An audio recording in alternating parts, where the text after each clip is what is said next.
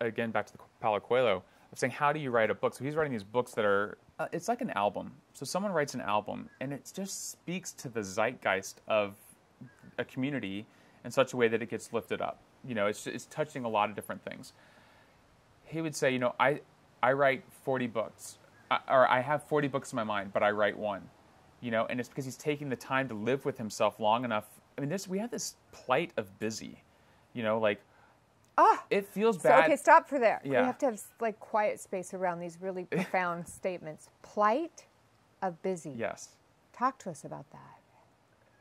I mean, I'm just thinking about what one of your students would be like. You're getting to your senior year, and someone's going, what are you going to do? What's next? You have to feel like you have this thing. You have to have this story of, I'm doing this, and here's the path, and whatever. Where living in Australia, most people don't go right in school. They rent a beat-up van, and they go around the country and figure out who the heck they are, and they're waiting for their moment. And this being busy is not equated with success, but we feel like it is. Like, if I'm busy, and this is a failing of mine too, like my work ethic is, if I just work hard enough, I'll get it all done, rather than working smarter and spending more time with my family. My MO sometimes is, I don't want the lack of work to be the reason this fails. So if I just work myself dead, that will not be the excuse of why it failed. Where if I had just worked smarter, I would have been successful, just as successful potentially. So I think the plight of busy is something that I fight, that a lot of people fight of.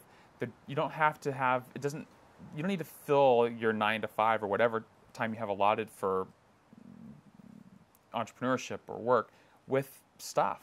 Like, there needs to be natural breaks in your life to catch your breath and to get inspired and whatever. If you were, I equate a lot of what I do with just being in the trench. It's trench warfare. It is not, entrepreneurship is easy, once you've fought across the muddy field and have gotten to this place and you go, this mountaintop moment, and the clouds part and the dove falls on your shoulder and everything's awesome. And then you realize that you look over the hedgerow and there's a whole other field that you got to get through. So it's like, if you get comfortable with the fact that you're in the trench, great.